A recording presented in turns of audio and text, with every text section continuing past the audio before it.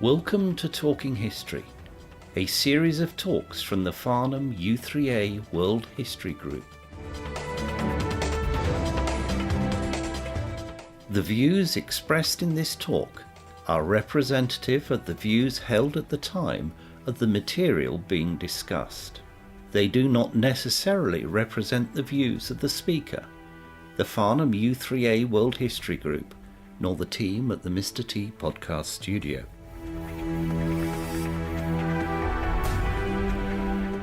In this talk about Spanish medieval history, Peter Duffy tells us about the medieval monastery of San Juan de los Reyes in Toledo. The building is hidden away from the usual tourist sites. It is small and beautiful and played a key role in Spanish history. Its location, design, construction and decoration, along with the inscriptions throughout the building, reveal the preoccupations of its patroness, Queen Isabella of Castile, and of her husband, Ferdinand of Aragon.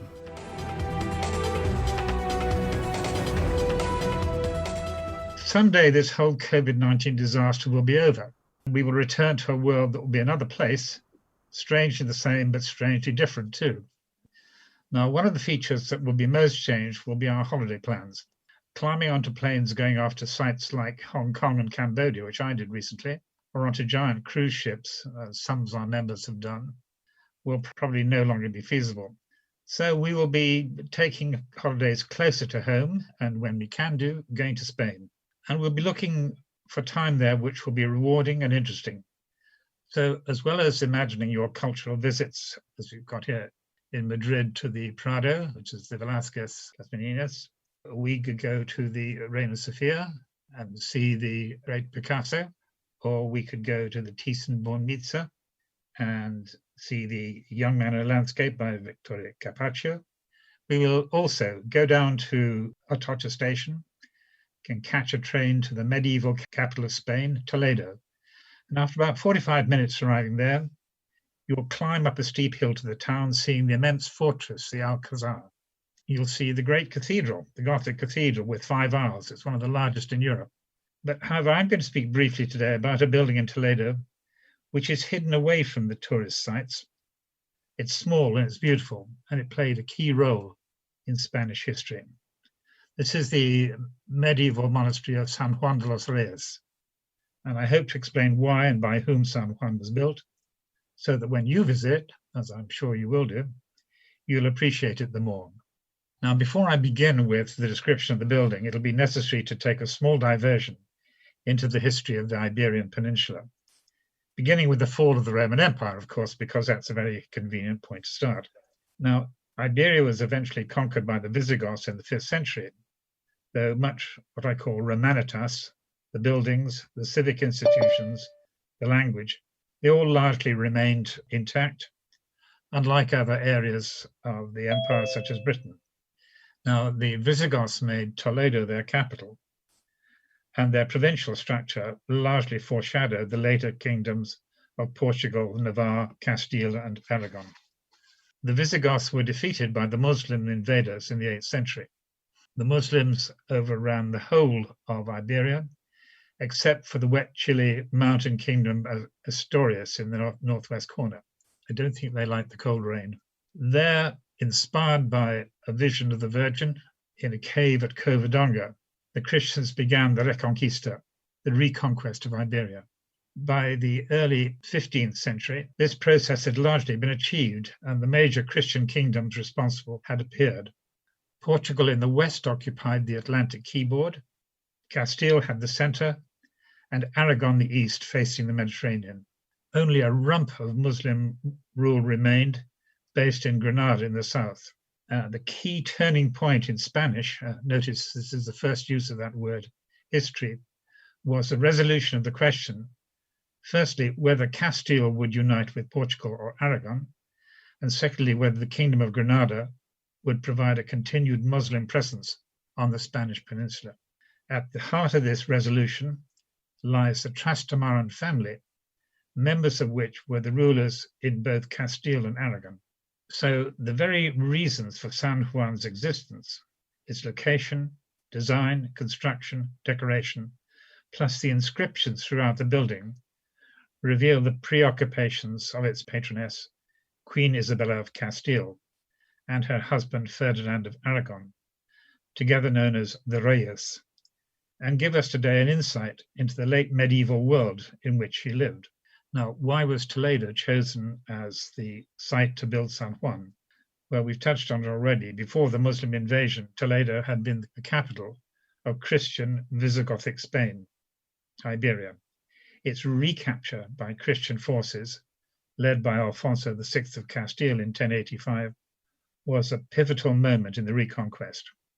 When entering Toledo for the first time, and after the victory at Toro that confirmed divine approval of their rule, Ferdinand and Isabella intentionally entered the city through the same gate, the Puerta Bisagra, that Alfonso had done.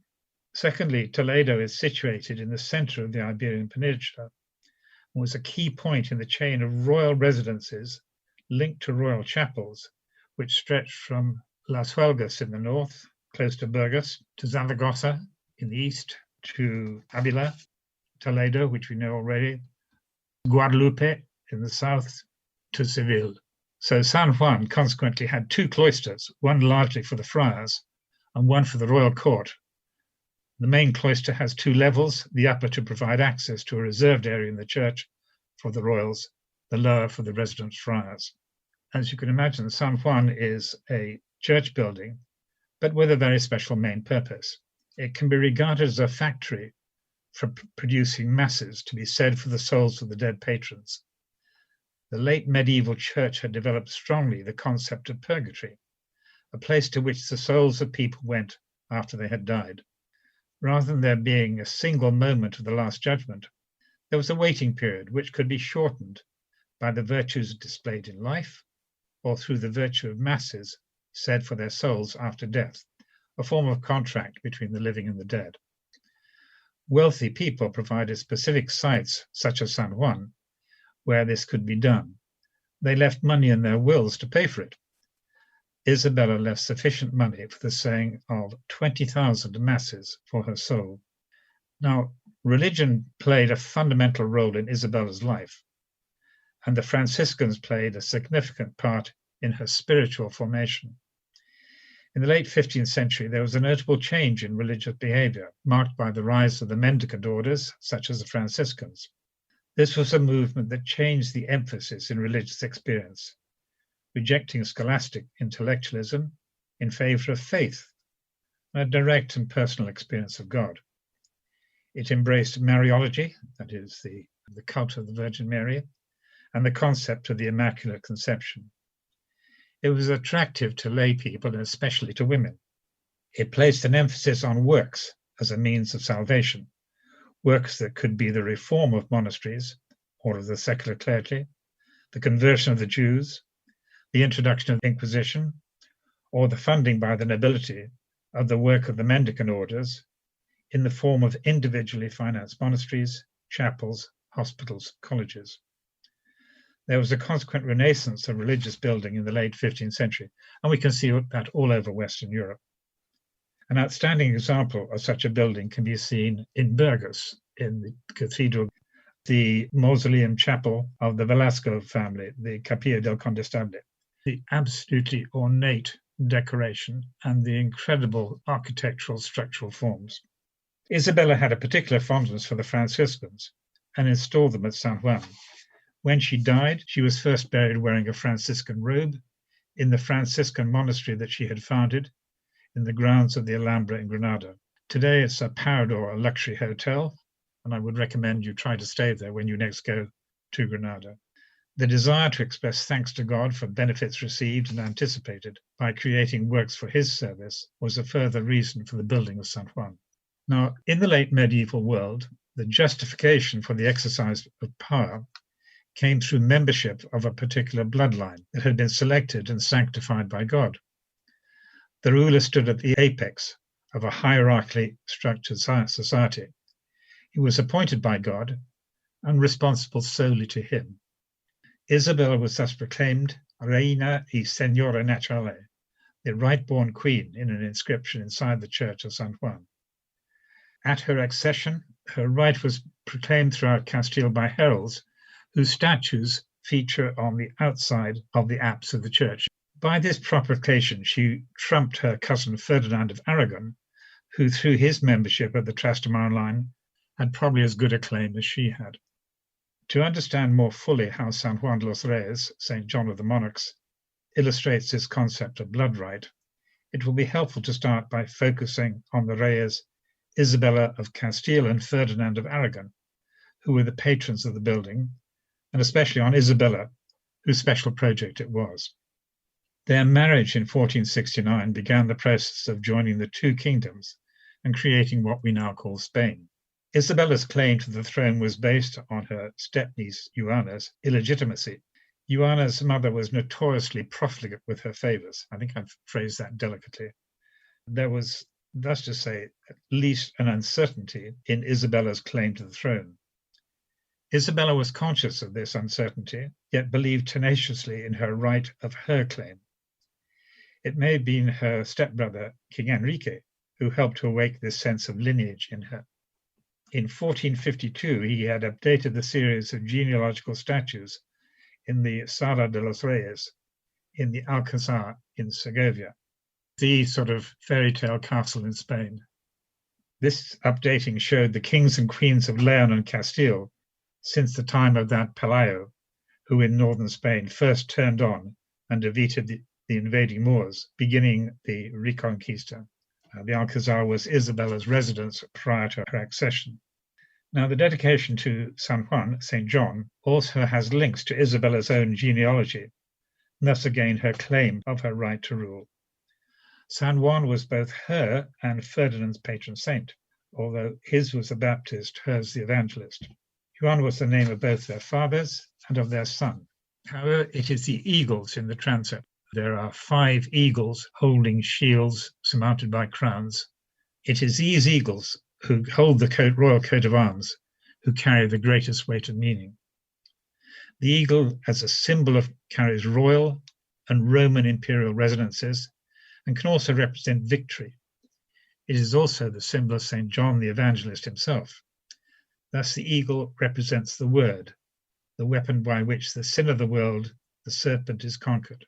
Now, the eagle, bearing her coat of arms, is a constant in Isabelline imagery. For example, in Isabella's breviary, now in the British Library, and that's a stunning example, and you can actually see that when you go to the British Library. Now, what was always uncertain was whether God had selected a particular member of the bloodline for his favour. Proof of his approval came from success, and particularly success in battle, as occurred in English history, for William the Conqueror at Hastings, for Henry V at Agincourt, and for Henry VII at Bosworth Field. After an initial setback, it was Ferdinand's military victory in 1476 over the Portuguese king at Toro that proved decisive. The Portuguese king had initially hoped to gain Isabella, and thus Castile, for Portugal, either by his son marrying her or by marrying her himself. Failing those marriages, he turned to Isabella's stepsister, Juana, and supported her claim instead. Similarly, the Reyes' success in defeating the Moors and in capturing Granada was yet another proof of God's favour and confirmed their right to rule. The Granadian pomegranate in Isabella's coat of arms also confirms that the breviary was made after 1492, when Granada was captured. Now, going back to the heralds, a key demonstration tool were the heralds on the exterior of the apse, proclaiming through the arms emblazoned on their tabards Isabella's and Ferdinand's rights to the thrones of Leon, Castile, Aragon, and as they were put in place after the conquest of 1492 and bear the Granadian pomegranate, Granada. The building that Isabella originally intended to celebrate the victory at Toro, confirming the legitimacy of her claim to the throne of Castile, stemming from her royal lineage, was thus adapted later to celebrate and proclaim also the victory at Granada, which confirmed the divine favour. Now, nations often come into existence but by defining themselves against the other, that which they are not. The Protestant British, for example, defined themselves against the Catholic Spanish and French. It was during this period that we begin to see the various kingdoms of Castile, Aragon, Leon, Navarre coming together into a nation we now call Spain, but then a self-conscious reconstruction of the Roman and Visigothic Hispania, defining themselves against the other of the Moors and the Jews, the enemy without and the enemies within. Obnoxious as the whole concept is to modernize, to the medieval world, inspired by Orthodox Catholicism, the expulsion of the Jews was one of the crowning moments of Isabella's reign, and entirely one that she believed to be in accordance with God's will. Better to proclaim the legitimacy of their rule, the Reyes church is situated in a key point within the city of Toledo. To anyone coming to the city from the south, across the San Martin Bridge, the church dominated the approach. Similarly, the apse with its heralds dominated the way into the city from the Cambron Gate. The site of San Juan effectively dominated the Jewish quarter, and by the late 14th century, this had an estimated population of 4,000 to 5,000 and filled the southwestern area between the cathedral and the river Tagus. Richly decorated in the Muslim-influenced style, El Tránsito was a highly visible manifestation of the Jewish community. Isabella's consideration of the Jews had as one of its features a desire to see them convert. Indeed, when Abraham Senior, a leading member of the Jewish community and one who aided her at her accession, did so, she stood as his godparent. One of the reasons for the required separation of Jewish from Christian communities was the fear that such converts would, through continuing proximity to their previous co-religionists, relapse. And indeed, a similar fear lay behind the establishment of the Inquisition. And you will remember Monty Python, you must never forget the Spanish Inquisition. Isabella could see her church in the hands of the preaching order of the Franciscans as a base for obtaining new converts and as a direct riposte to the El Tránsito synagogue, 10 minutes walk away, in the heart of the Jewish enclave. And as part of the obligations imposed on them, Jews were required to attend a special sermon annually given by the Franciscans in the church. It should now be remembered that the Reyes lived in a feudal society and not in the pluralistic and capitalist world that we have today. The basic premise of a feudal society is that it is one organized for war. Land, which is the basis of the feudal economy, was granted to magnates who committed in return to supply military support to the ruler when called upon to do so. Now, potentially hugely self-destructive when the position of the ruler was in dispute, as occurred in the early years of the Reyes' rule. When that question was resolved at Toro and an external enemy, the Moors, identified, the system was capable of providing the Reyes with the resources to capture Granada and eventually to expel its Moorish rulers from Spain. This victory is reflected in much of the decoration of the church. For example, the chains of Christian prisoners released from Granada and hung up in memory of the Reyes. It can also be seen inside the church, an inscription all the way round, down the sides of the apse and around behind the altar. And it reads in Latin, "The most Christian and enlightened princes, Ferdinand and Isabella, of immortal memory, built this temple. Monarchs of the Spains, of Sicily and of Jerusalem, they overcame and expelled all the infidels of profane sects and the Jews and their adherents with our triumphant victory at Granada." The second potential inner enemy were the conversos, the Jews and the Moors, who remained behind and who had supposedly converted to the Catholic faith, but who secretly continued to practice their original beliefs.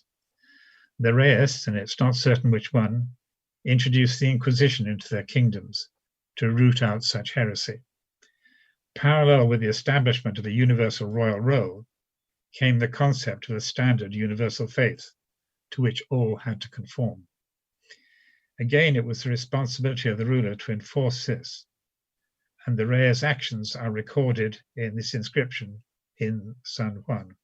This upper and lower cloister, the church and all the monastery were built by the order of our lords and most Catholic and most excellent monarchs, Lord Ferdinand and Lady Isabella, King and Queen of Castile and of Leon, of Aragon and of Jerusalem.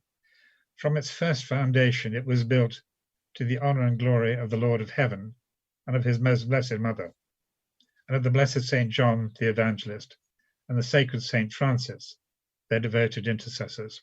Whilst this house was being built, they gained the kingdom of Granada, destroyed the heresy, cast out all the infidels, gained the kingdoms of Spain and the Indias, reformed the churches and the orders of friars and monks in their kingdoms that needed reformation. In Spain, as elsewhere, at the apex of the feudal structure were the monarchs, whose whole position and regality was expressed through the magnificence of their possessions, their clothes, their jewelry, their paintings, and for our purpose, their buildings. An outstanding example in that fabulous meeting between Henry VIII and Francis I at the Field of the Cloth of Gold. Architectural examples are Henry VI's Chapel in Cambridge, and especially in Henry VII's mausoleum at Westminster Abbey. It's echoing and built just 25 years after San Juan. Those areas of the greatest sacral and regal significance are the ones most magnificently decorated, especially the east end of the Henry VII's Chapel, the decoration of the statues all the way around the mausoleum area. Now, whilst the Reyes sought to throw out the baby of the Jewish and Muslim belief, much of the cultural bathwater remained. Forms used by Muslim designers and architects to express magnificence, which was integral to the Reyes' concept of their regality, were continued and can be seen throughout San Juan. The word mudahar is used to describe the style that developed from this, a style combining Muslim and Gothic motifs. It describes a Muslim-based architectural style that continued to be used by Muslim builders and designers who stayed in the Christian areas and worked there after the Reconquest.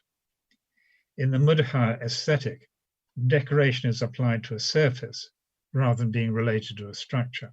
Such decoration is built up by the repetition of details. It is focused on entry and exit points, doorways, windows, vaults, and arches. These decorations are then contrasted with the plain space that they occupy. For obvious reasons, it's known as Isabelline, and especially important in this regard were the Muslim palaces taken over during the Reconquista of Muslim-controlled Spain. Their impact culminated in the Alcazar, built in Seville by mudahar craftsmen for Pedro I in the 1360s. It looks a totally Muslim building, but actually it's been built by Muslim workers for a Christian king, as I say, Pedro I in 1360 in Seville. It's just opposite the cathedral. You have this, what appears to be a totally Muslim building, but it's not. It's built for a Christian king. Spain, as did England in the later Middle Ages, traded its wool for the luxury and art objects of Northern Europe. The majority of Isabella's art objects were in fact produced in Northern Europe. The breviary was produced in Burgundy. If they were produced in Spain, they were frequently produced by Northern Europeans. It's not therefore surprising that Isabella, when looking for artists and architects for her work, chose men trained in the Northern European style, men who were to hand in the cathedral workshops of Burgos and Toledo. Designers from Northern Europe were brought to Spain for the three great cathedral projects of the 15th century, Seville, Toledo, Burgos. The workshops that these designers founded continued, and other European traditions, but these were melded with the mudahar vernacular, Muslim-influenced design in the later generations. This is an indication of the international nature of the medieval aristocratic world. We tend to think of the Italian Renaissance as the key artistic and architectural movement of this period. However, it was possibly in the wealthy world of Burgundy and its powerful dukes that the greatest flowering of late medieval culture occurred. Much of this was sadly destroyed in the Protestant iconoclasm and the wars that followed. It is largely in Spain, not directly affected by these disturbances, that it is possible in buildings such as San Juan los Reyes and its contemporaries, and in the medieval art collections of the Prado, that we can begin to catch a glimpse of the local effect of this rich international culture. At the west end of San Juan, across the first bay, a balcony space for the Reyes was constructed.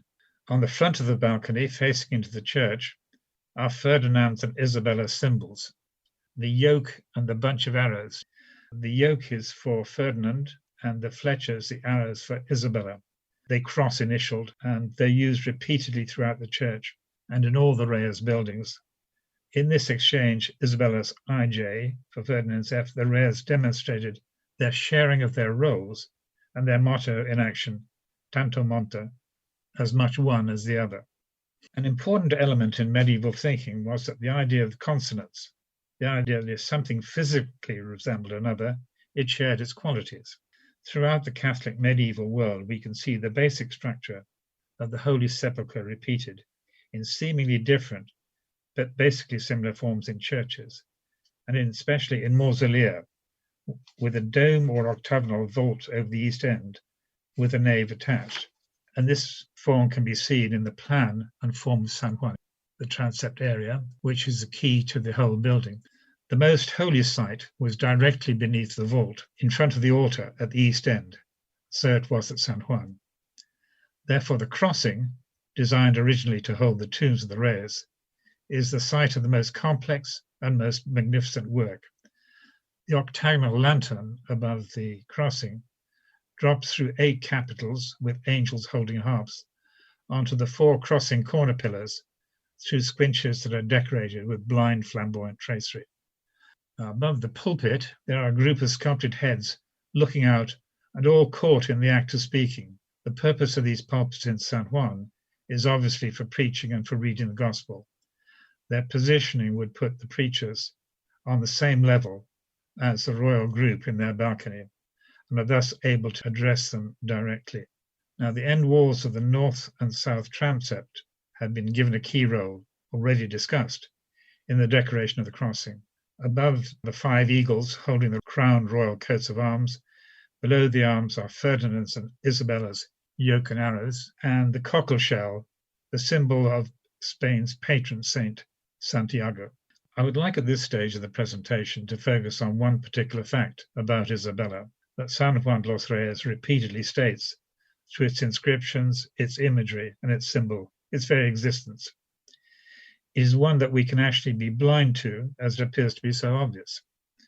It is that the church was built by a woman, and that woman was a ruling queen in her own right. Now, this is almost unique in medieval history.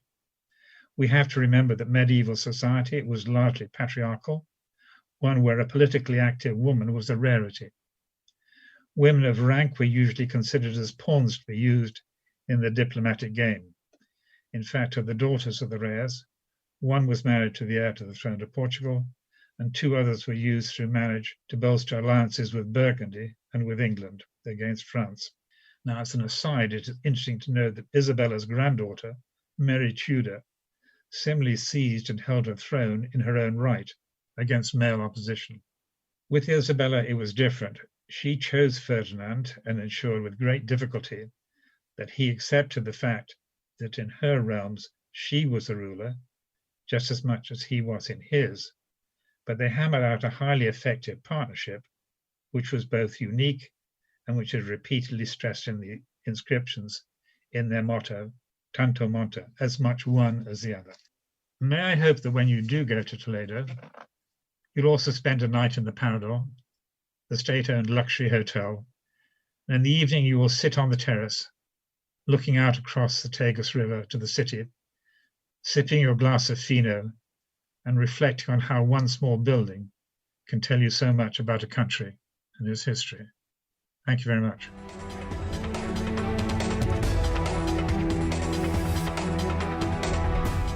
This podcast has been produced by the Mr. T Podcast Studio in association with the Farnham U3A World History Group. Thank you very much for listening to this talk.